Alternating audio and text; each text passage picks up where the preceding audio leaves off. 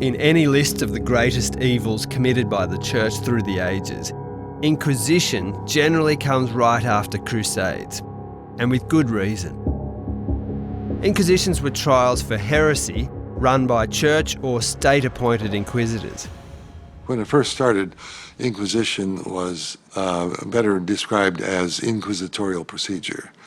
It's a way of proceeding in a criminal case in which the judge is also the investigator. It wasn't really very suitable for heresy because in order to be prosecuted, a crime had to be public. A judge could not bring a case against somebody unless the general community singled out this person and said that he was guilty. And with heresy, you got, this is a very private thing. This is private thoughts and so on. And so it's hard to prove.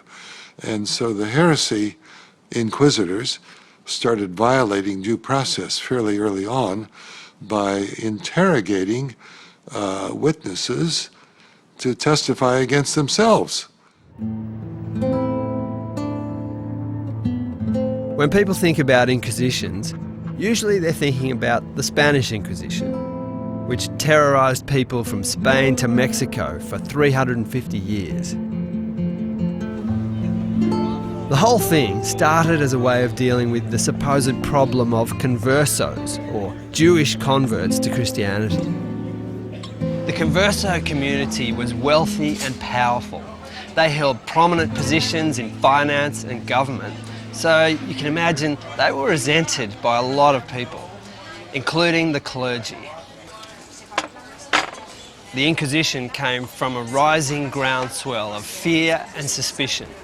Were these people really Christian, or were they pretending to be Christian, but actually secretly Jewish?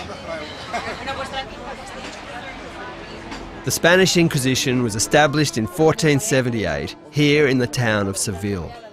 And from the beginning it relied heavily on the ill will of neighbours. Many of the conversos had never been Jewish. It was their parents or grandparents or even great-grandparents that had converted to Christianity. But even for those who had been Jewish, many of the charges against them were simply ludicrous.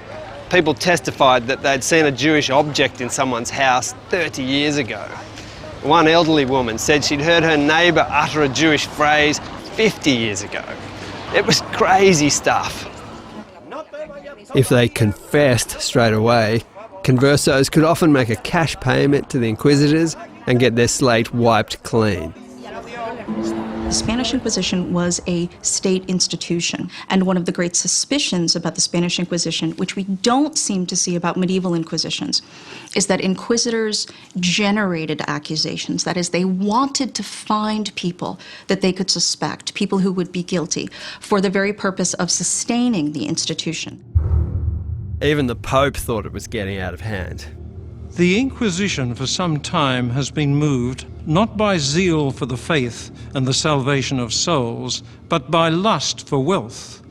And many true and faithful Christians, on the testimony of enemies and rivals, have, without any legitimate proof, been thrust into secular prisons, tortured and condemned as relapsed heretics, deprived of their goods and property, and handed over to the secular arm to be executed, causing disgust to many. Here's how it went. The accused would be arrested and would disappear into the bowels of the inquisitorial palace, the Castillo de San Jorge. There they would remain cut off from the world, sometimes for years. A cleric called Gabriel Escobar was arrested for heresy in 1607 and died in prison 15 years later, still awaiting his trial. A lot of the stories of the torture methods of the Spanish Inquisition turn out to be the fanciful creations of later Gothic novelists. Things like mice burrowing through people's stomachs or roasting a victim's feet over the fire. But the reality was terrible enough. Sometimes just being shown the instruments of torture was enough for people to make up confessions just to stop the pain. To be fair, historians estimate that 90% of the people brought before the Inquisition were not tortured. And it's worth mentioning that torture was standard practice in civil courts across Europe at the time. That culture thought very differently from us on these things. Roman law was compiled by Justinian in the 6th century, and it's filled with questions on torture. As a matter of fact, the word question itself usually means torture. And so you put him to the question, that means that you put him to the torture. And so these laws were adopted by the church. It was fully approved that church courts could use torture, both for witnesses, for defendants, and sometimes even for accusers. One of the most infamous traditions of the Spanish Inquisition was the auto de fe, literally the act of faith. The convicted would set out from the prison barefoot, wearing the notorious pasteboard caps. They also wore the San Benito, a tunic to represent their crimes, yellow for those who confessed and were to be spared. But they were the lucky ones. Those who'd refused to confess wore a black San Benito with a design of flames and sometimes demons and dragons to signify the hellfire that awaited them. They wore red caps. They were destined to be burned alive. When they reached the Plaza de San Francisco, the charges were read out. If a heretic repented, the proceedings would halt, candles would be lit, songs sung, and everyone would applaud. The whole thing was a performance for the crowd as much as it was for the guilty. The one legal expert from the time wrote, "The goal was the education of one and all, and also to terrify." At the completion of the auto de fe, those condemned to death would set out once more, finally arriving at the Plaza San Sebastian, their point of departure. It wasn't a tram stop back then, but the city built an enormous stone platform here called the Quemadero, or burning place. And before the condemned were tied to the stake, they'd be asked one last time if they'd like to be reconciled to God and receive mercy. And if at that point they repented, they'd be saved from the fire, they were told. They'd be strangled instead, and then burned. Some mercy. The inquisitors were men of God, which meant they could not kill anyone.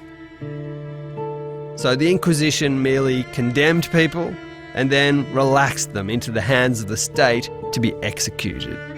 The hypocrisy is staggering. The myths of the Inquisition have certainly tended to exaggerate the numbers of people killed. But inquisitors were present at executions. They crafted very detailed explanations for why the person deserved to be executed. And so even though the number is much smaller than we have long thought, and that the myth said that it was, it happened. And that's something to be confronted and understood. Whatever the numbers of those killed, the whole idea of persecuting people for their beliefs is a horrifying expression of faith. A medieval bishop called Wazo summed it up well.